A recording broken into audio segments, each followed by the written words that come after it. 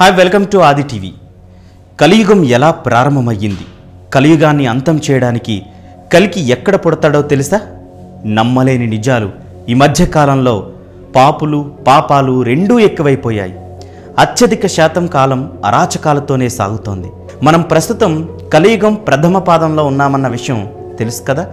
కానీ చాలామందికి అర్థం కాని విషయాలు, అసలు కలియుగం ఎప్పుడు మొదలయ్యింది, ఎంతకాలం కొనసాగుతుంది అన్న విషయం తెలుసుకునే ముందు కాలగమనం గురించి తెలుసుకోవాలి. కాలగమనాన్ని సులభంగా అర్థం చేసుకునేందుకు ప్రపంచవ్యాప్తంగా అందరికీ ఉమ్మడిగా క్రీస్తు శకం, క్రీస్తు పూర్వం అంటూ ఆంగ్లేయులు పరిచయం చేశారు. నిజానికి హిందువులకు కలిశకం, విక్రమ శకం, శాలివాహన శకం అంటూ ఉన్నాయి. ప్రస్తుతం శాలివాహన శకం నడుస్తోంది. క్రీస్తు శకం, శాలివాహన శకం ఒక్కసారే మొదలయ్యాయని చెబుతారు. క్రీస్తు శకానికి సమాంతర కాలంగానే శాలివాహన శకాన్ని చెబుతారు. మన కాలమానం ప్రతి 60 సంవత్సరాలకు ఒకసారి పూర్తవుతుంది. ప్రభవనామ సంవత్సరంతో మొదలై అక్షయనామ సంవత్సరంతో ముగుస్తుంది. మళ్ళీ ప్రభవనామ సంవత్సరంతో ప్రారంభమవుతుంది. ఈ కాలచక్రంలో 60 సంవత్సరాలు ఉంటాయి. ద్వాపరయుగంలో శ్రీకృష్ణావతారం పూర్తయిన అనంతరం ఉగాది నుంచి కలియుగం ప్రారంభమయ్యింది. క్రీస్తు పూర్వం 3102 సంవత్సరం ఫిబ్రవరి 18న, అంటే 5118 ఏళ్ల క్రితం కలియుగం ప్రారంభమైనట్టు పండితులు చెబుతున్నారు. ఇక మనం ఉన్న ప్రస్తుత కలియుగం గురించి చెప్పాలంటే పురాణాల ప్రకారం కృత, త్రేత, ద్వాపర కలియుగాలు కలిస్తే ఒక మహాయుగం. 43,20,000 సంవత్సరాలు ఒక మహాయుగానికి సమానం.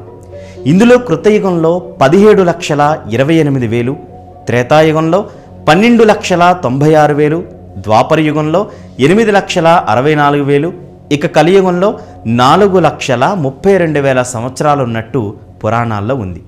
కలియుగంలో 4,32,000 సంవత్సరాల్లో ప్రస్తుతం మనం 5,119వ సంవత్సరంలో ఉన్నాం. దీన్ని ప్రథమ పాదంగా చెబుతారు. నిజానికి కలియుగం అంతంలో సృష్టి కూడా ముగుస్తుందని చెప్పడానికి లేదు. ఎందుకంటే 71 మహాయుగాలు, అంటే ఒక్కో మహాయుగం 43,20,000 సంవత్సరాలు. ఇలాంటి 71 మహాయుగాలు కలిస్తే ఒక మన్వంతరం పూర్తయినట్టు. ఇలాంటి 14 మన్వంతరాలు బ్రహ్మదేవునికి ఒక పగలుతో సమానం. దీన్నే కల్పం అంటారు. ఒక్కో మన్వంతరంలో భూమండలాన్ని ఒక్కో మనువు పాలిస్తుంటాడు. వీరిని బ్రహ్మదేవుడు నియమిస్తాడు. ప్రస్తుతం 7వ మన్వంతరం వైవస్వతం నడుస్తోంది. ఒక మన్వంతరంలో 71 మహాయుగాలు ఉంటాయి గనుక కలియుగంలో 28వ మహాయుగం నడుస్తోంది. ఇలా 14 మన్వంతరాలు పూర్తయిన తర్వాత బ్రహ్మదేవుడు సృష్టిని ఆపేస్తాడు. దాంతో ప్రళయం వచ్చి సమస్త ప్రాణి అంతరించిపోతుంది. ఆ ప్రళయానంతరం వచ్చే 14 మన్వంతరాల కాలం బ్రహ్మకు రాత్రి కాలం. దాంతో ప్రశాంత నిద్రలో ఉంటాడు. ఈ 28 మన్వంతరాలతో బ్రహ్మదేవుడికి ఒకరోజు పూర్తవుతుంది. ఆ తర్వాత ఆయన మళ్ళీ సృష్టిని మొదలు పెడతాడని చెబుతుంటారు. హిందూ గ్రంథాల ప్రకారం భూమి అంతరించేది కలియుగంలో అని తెలుస్తోంది. భాగవతం, పోతులూరి వీరబ్రహ్మేంద్ర స్వామి చరిత్ర ప్రకారం కలియుగం అంతమవుతుందని విన్నాం కదా. కలియుగాంతం గురించి కొన్ని సినిమాలు వచ్చాయి, కొన్ని కథలు, పురాణ గాథలు ఎన్నో ఉన్నాయి. ఈ యుగం అంతమైతే భూమి మీద మనుషులు మనుగడ ఉండదని వివరిస్తుంది. అయితే ప్రపంచంలోని కొన్ని దేశాలు ఇప్పటికే అంతమయ్యాయని చెబుతూ ఉంటారు. అయితే వీరబ్రహ్మేంద్ర స్వామి కాలజ్ఞానం ప్రకారం ఇప్పటికే కొన్ని సంకేతాలు కలియుగాంతాన్ని సూచిస్తున్నాయని పెద్దలు చెబుతూ ఉంటారు. కలియుగం అంతరించే సమయం దగ్గరలోనే ఉందని, జరుగుతున్న పరిణామాలే అందుకు కారణమని వివరిస్తున్నారు.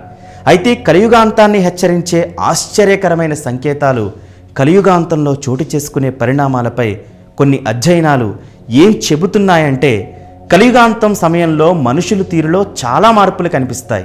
మనుషులకు మతం, యథార్థం, సహనం, శుభ్రత, దయ, ఆయుష్, శారీరక శక్తి, జ్ఞాపక శక్తి లాంటివన్నీ రోజురోజుకి క్షీణించిపోతాయి.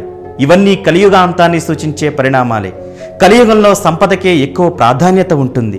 సత్ప్రవర్తన, మంచి గుణాల కంటే సంపదకే ఎక్కువ విలువనిస్తారు మనుషులు. సంపన్నులే న్యాయం, చట్టాన్ని నడిపిస్తారు.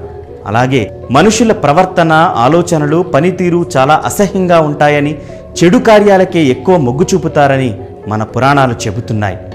కలియుగంలో మనుషులు ఉన్నత స్థానానికి చేరుకోవడానికి రకరకాలుగా ప్రయత్నిస్తారు. అడ్డదారులు తొక్కుతారు. వయసు, ఎత్తు, బలం, జ్ఞానం, ఆకర్షణ వంటివన్నీ రాను రాను కలియుగంలో తగ్గిపోతాయి. స్త్రీ పురుషులు కలిసి జీవించేది కేవలం మిడిమిడి ఆకర్షణతోనే. ఎలాంటి ప్రేమానురాగాలు వాళ్ళ మధ్య ఉండవు. అందమంటే ముఖవర్చస్సు, హావభావాలు, శరీరాకృతి, కానీ కలియుగాంతంలో ఇవేవి అందానికి సంకేతాలు కాదు. కేవలం పైపై మెరుగుల్ని, హెయిర్ స్టైల్ని బట్టే అందాన్ని వర్ణిస్తారు. కరువు, అధిక పన్నుల భారం తీవ్రంగా బాధ పెడతాయి. ఆకులు, మాంసం, తేనె, పండ్లు, పూలు, గింజలు తినడం అలవాటు చేసుకోవాల్సి వస్తుంది. కరువు కాటకాలతో అల్లాడిపోవాల్సి వస్తుంది. అసలు కలియుగం ఎలా అంతమవుతుంది? ఎవరి చేతుల్లో కలియుగం అంతమవుతుంది అన్న విషయానికి వస్తే, భగవద్గీత ప్రకారం కలియుగం ఒక వ్యక్తి, ఒక అవతారం చేతిలో అంతమవుతుంది. అంటే కలియుగం కలికి అవతారంలోని విష్ణువు చేతుల్లో అంతమవుతుందని పురాణాలు చెబుతున్నాయి. ఉత్తరప్రదేశ్లోని శాంబల్ గ్రామంలో కలికి జన్మిస్తాడు. కలియుగంలో అవతరించే కలికి చాలా శక్తివంతమైన, తెలివైన, ధైర్య సాహసాలు కలిగిన వ్యక్తి. భూమిపై విష్ణువు చివరి అవతారమైన కలికి అత్యంత శక్తివంతుడు. కేవలం ఆలోచన ద్వారానే ఆయుధాలు, వాహనాలను తన కళ్ళ ముందు తెచ్చుకునే శక్తి సామర్థ్యాలు కలిగి ఉంటాడు కలికి. తెల్లగుర్రంపై స్వారీ చేస్తూ తెల్లగా నిగనగలాడుతూ ఉంటాడు. తనకు కోపం వచ్చినప్పుడు చర్మం రంగు డార్క్గా మారుతుందట. కలికి పసుపు రంగు బట్టలను మాత్రమే ధరిస్తాడు. భూమి మీద పాపులు భరించలేని స్థాయికి చేరుకుని ప్రపంచమంతా కకావికలమైపోతున్న సమయంలో కలికి అవతరించి కలియుగాన్ని అంతం చేస్తాడని పురాణాలు చెబుతున్న మాట.